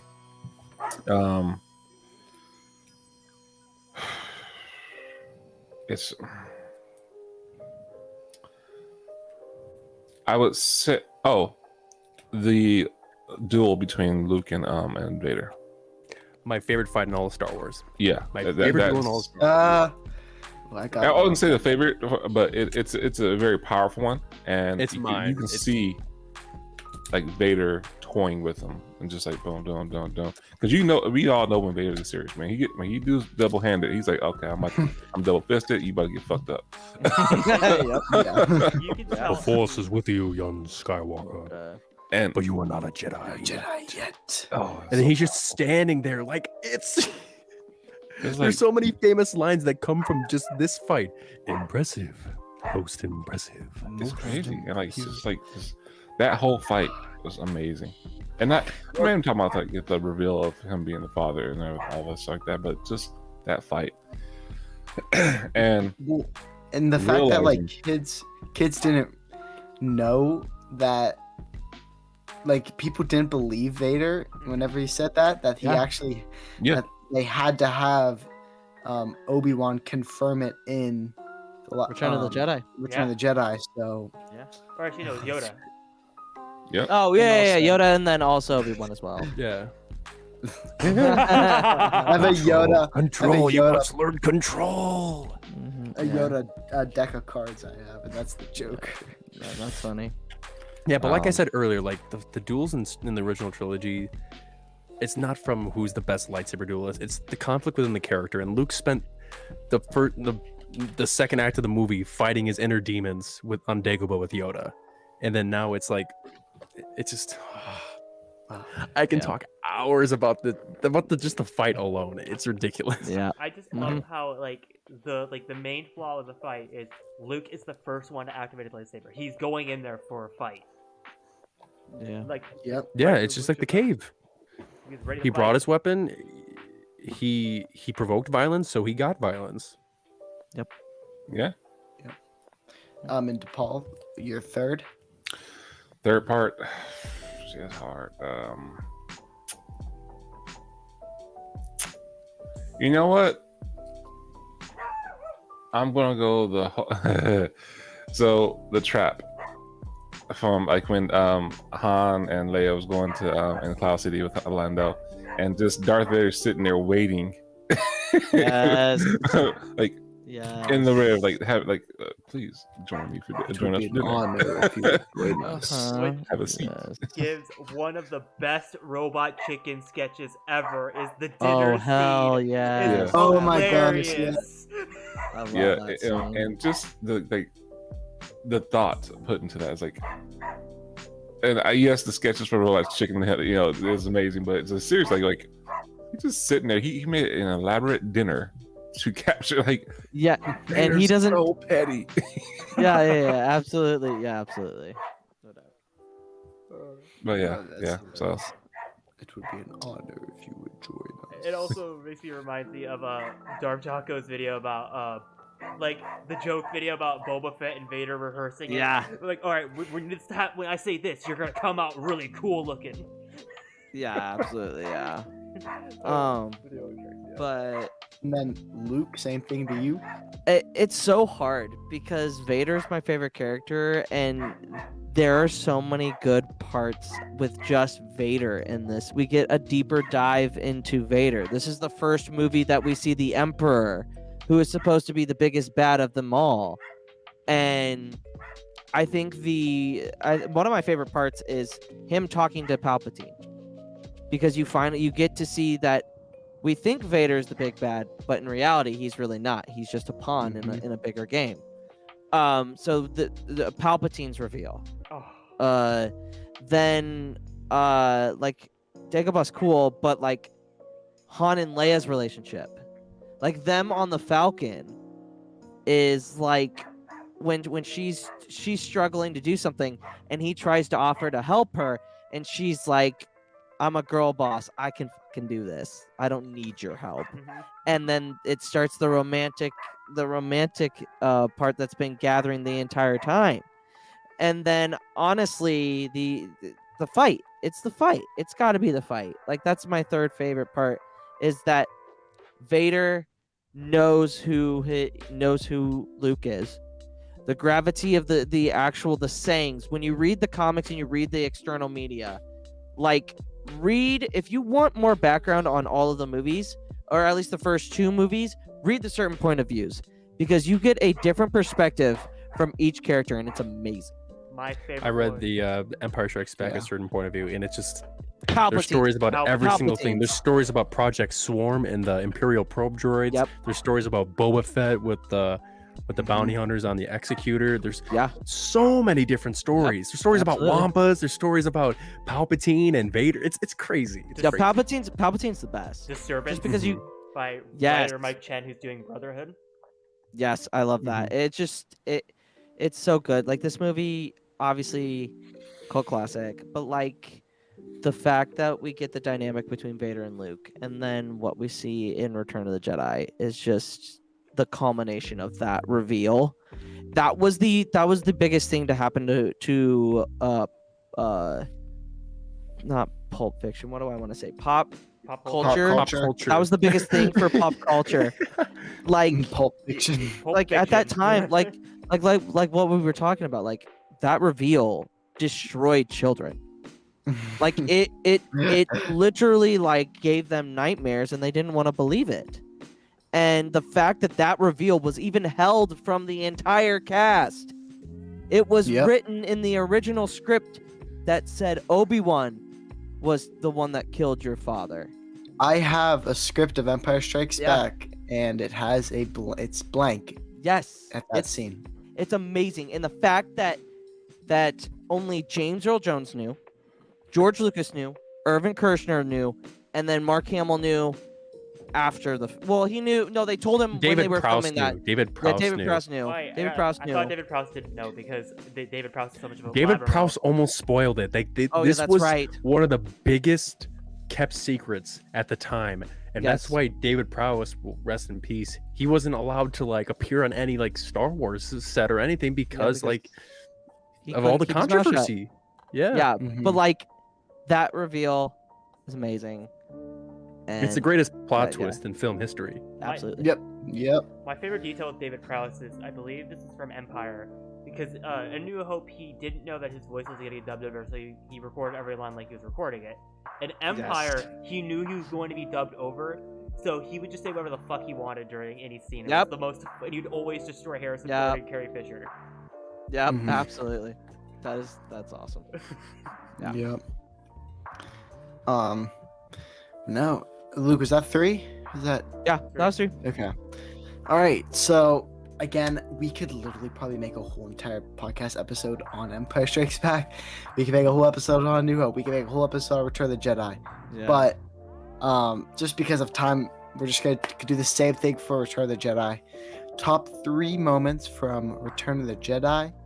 For a very long time, this was actually my number 1. Just probably up until probably about 7-8 months ago, Empire kind of overtook it. But for the longest time, man, Return of the Jedi was my favorite. So each of you guys, we're gonna do the same thing, same format. Top 3 moments from the entire film, and let's go to DePaul first. All right, cool. So top 3 moments: Ewoks.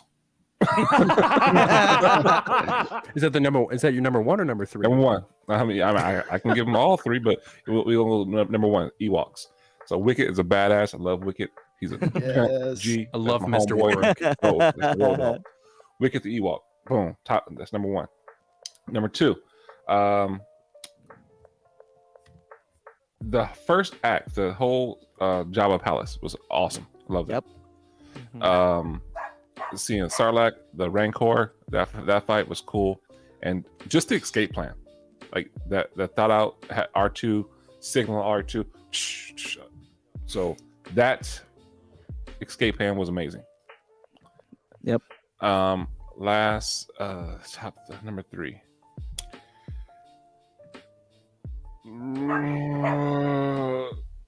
Luke raging out. Yes. Yep. Yeah. Giving into his hate. It was nice. Just to see. Yeah. I'm good. And that's that whole last sequence with Vader is my favorite scene in Star Wars. One of them. One of the best scenes in Star Wars, in my opinion. That duel right there has to be my favorite of the entire saga. That's my favorite. Luke versus Vader in Return of the Jedi. Always gives me chills. Like I said to Paul, when Luke screams "Never!" and he starts slashing at Vader, like that scene always gets me. Yep. Like that's dark side right there. That is pure dark side. Dark side Luke. Oh, man, and we'll go Luke next. Same thing to you. Mine actually isn't in the movie. My number 1. What? The deleted scene of when Vader is walking through the Death Star, and then he gets into his chamber and he's calling out to Luke, and Luke, join me on the dark side of the Force. And then they do a wipe, and you see Luke doing the last modifications on his green lightsaber. That is my favorite. They should have kept that in the film, because it ties back to what happens in Empire, how they are able to connect, kind of dyadish, but he can hear Vader from across the galaxy, and like just being able to like give that sense from what we got in Empire. That's one. Two, the fight. And three is Vader's conversation with Luke on Endor. Just because it foreshadows a lot of things. It has things that we are going to see in upcoming shows. These quotes are the reasons why we are getting these shows. The Obi-Wan once thought as you do. That name no longer means any. That name no longer has any meaning for me. It's too late for me, son. It's too late for me, son. Like that whole conversation is. I could pick that apart. Like Char could pick out the Empire Strikes Back, Vader Luke scene, piece by piece. I love that dialogue. I love that back and forth because Luke knows that he's his father, so he's going to attempt to do what he was caught for. He's going to try to redeem him. And the back and forth, just because you can see Vader breaking down and really there are cracks in the armor. Metaphorically. Because Luke is chipping away. He's chipping away. He's saying things that are bringing back memories for Vader. And I find that scene so powerful in the entire scope of the movie. So those are my top three. No, yeah, and like that whole last sequence. Yeah. Is incredible. And like I love when people make edits and it's like right whenever Palpatine's shocking Luke and it's just everything is just running through Vader's head. Yeah. I mean it's every flashback from the prequel. And Vader, Clone like, Wars, everything. Yes. Do people not realize that like Vader is saving his son in that moment? Anakin is saving his son. Okay. Anakin is saving his son in that moment. That's not Anakin saying, I need to fulfill a prophecy. So let's throw Palpatine over. No, he's thinking, my son, the last glimpse of Padme is in that kid. My only family. I've had no family. The only family I have is in Luke. And Yeah, He also knows Leia though too. Yeah, to be the father that he never had and save his son.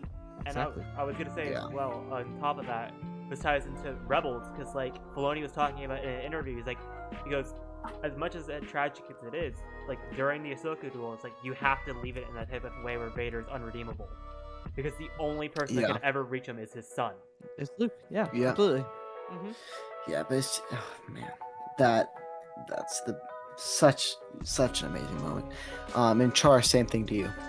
Number 3, it actually might shock you. It's the scene with C-3PO in the Ewok village, because it may be it's not really looked upon, but that scene where in A New Hope when he tells Luke that he is a part of the rebellion, and then he's like, "You're part of the rebellion against the Empire?"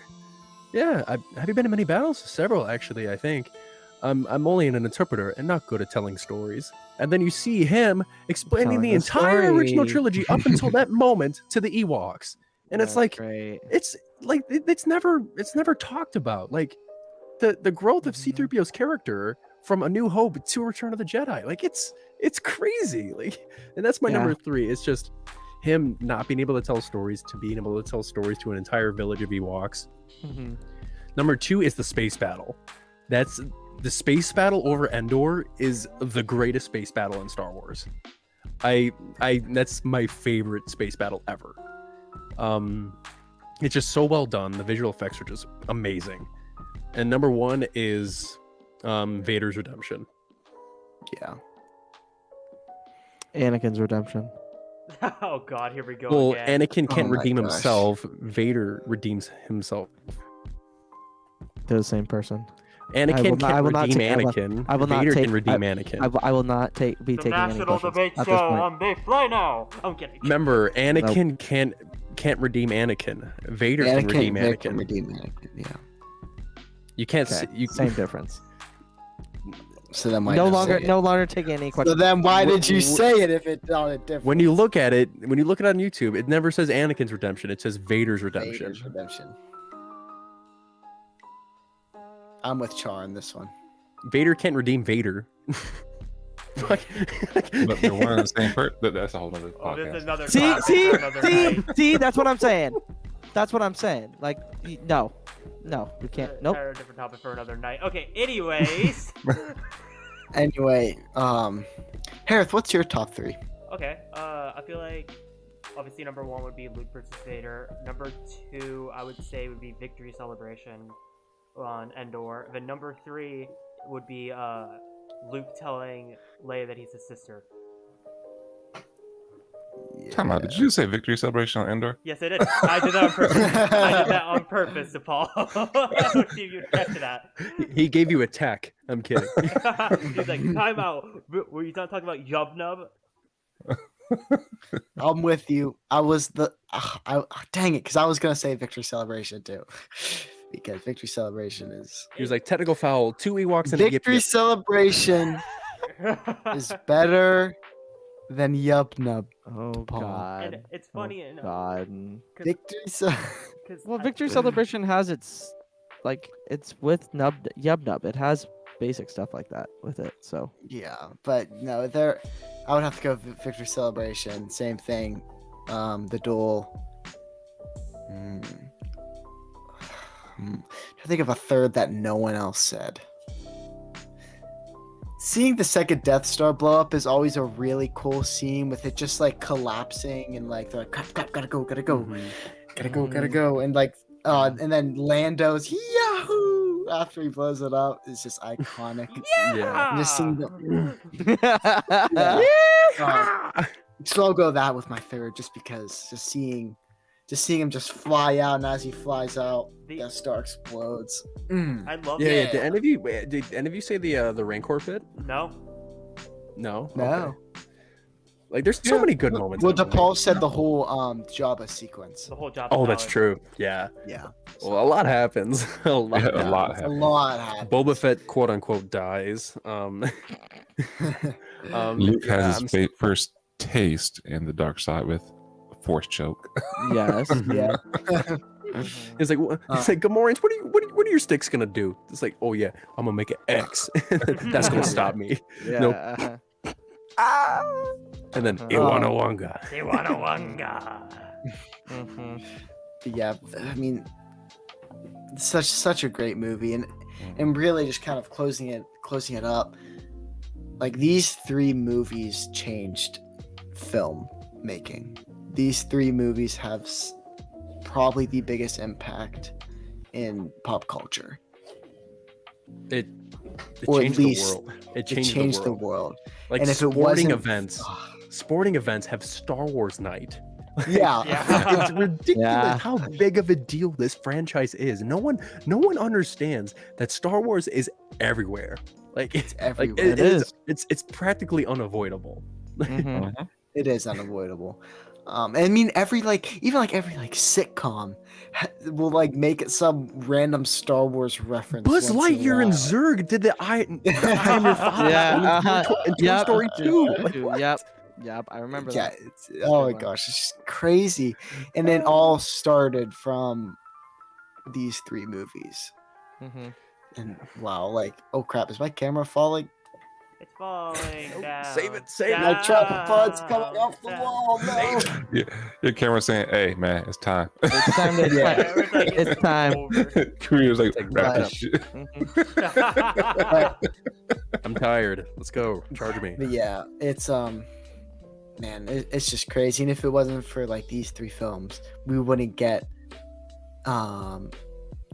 8 others. We wouldn't get 50 plus canon books. We wouldn't get 300 plus legends books. Like, oh man, it's just insane. If it weren't for that these 3 movies, we all wouldn't be sitting here right now. We all Exactly. we wouldn't know each other. We wouldn't like these relationships. We'd have to wouldn't go love something else. Maybe we could be be formed. Ugh. Star Trek fans. Why would you? No. Funny thing is, I've never seen an actual Star Trek movie, Neither have I. which is weird because it's like I haven't either. because like back in like the 90s, I feel like there was like a huge feud between Star Trek and Star Wars. Now I Paul, think would, it's just Paul, would you died like to down. weigh in on that? Was that a thing? Star Trek What? versus Star Wars? Oh yeah. It's always been a thing. I don't think it's even close. DePaul's like, I've been in that war. Oh yeah, those are the man. We used to people who didn't care used to be like, oh, I love Star Trek. Like when they the lightsabers and they made the Force be with you. I'm like, why you gotta fuck with me like that? Seriously. I'm like, that's not Star Trek. Like I used to get in fights with people, like not physical fights, but like I used to yell at people for that as a kid when I was more immature and shit like that. But yeah, that was a thing. It was a thing. That's awesome. It's hilarious. Awesome. But no, seriously, tonight was an awesome time. Thank you guys all three for joining us. So real quick, just how we started off. Who are you? Where can we find you? And let's go to Char first.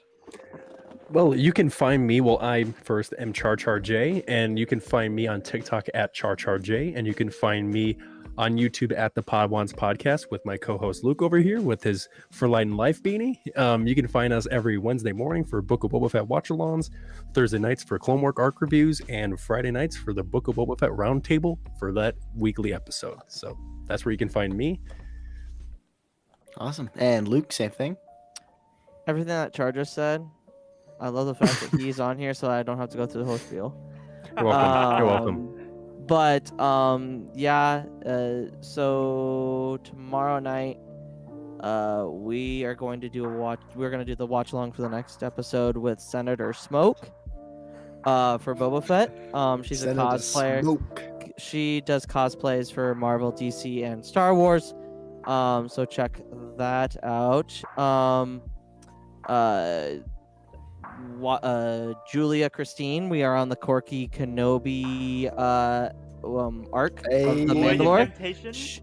Yep, she Yes. well not Nice. Voyage of Temptation. It's the Corky Kenobi where Ahsoka shows up. Oh, that one. Yeah. Oh. So it's corruption where they find everything. So she will be on Thursday, and then the round table with They Fly Now and Pod Ones. We've got some amazing guests lined up for the round table, so you guys won't want to miss it. But yeah, thanks for having us both on. It's always a blast, boys, and yeah. Thank you. And same thing to you, DePaul. As I stated before, you can find me on TikTok under Jedi Master DePaul, and also bi-weekly on the Conspiracy Cantina with my co-partner, dyad, host, whatever you want to call him. Just don't call him at dinner. X-Pro Gamer Skills. We are a little hiatus, scheduling going because his new job. Congratulations again, brother. But yeah, that's where you can find me. Yeah. Oh, thank you. Sometimes being a guest on other people's podcasts. Yeah, but no, you guys, like, this was, I had a great time with this episode. We had a perfect panel to talk about the OT with y'all. So thank you guys for joining us. Shout out the chat real quick. We got, our views just spiked in the last 2 minutes, which is kind of weird, but that's kind of crazy. It literally did. It went from it like doubled in the last 2 minutes for some reason. So thank you guys all for tuning in at the very end. But we got Brian with the beard, Vanessa, Aiden talk Star Wars topics, DePaul's in the chat, and here we got X-Core Gamer Skills, B Dazzler, shout out, They Fly Now sticker. Shout out to Brooke. Far Away Factory. Go check it out if you haven't already. Kylie, Char's Girl, tuning in. Saint Pat, Kieran Barr, Darth Choco, Darth Man, Xanatos, Star Wars Lawyer. Man, we got everyone in the house tonight. Which, thank you all for joining. We really appreciate it once again. Thank you guys for 100 subscribers, for coming for that 1,000, baby. 102 now. 103. Yeah. I think we're at 103. Let's go. Now. So it's a long road, but we appreciate it. And we appreciate all of you joining, whether you're watching or listening on Spotify. We really appreciate it. But yeah, next week, Hereth, what is next week's topic? The Miss Rey Skywalker. Hey, let's go. Talking about the Queen Rey Skywalker. That should be an amazing episode. So once again, thank you guys all for joining us tonight. And may the force be with you. For light Always. and for life. We are all the Jedi.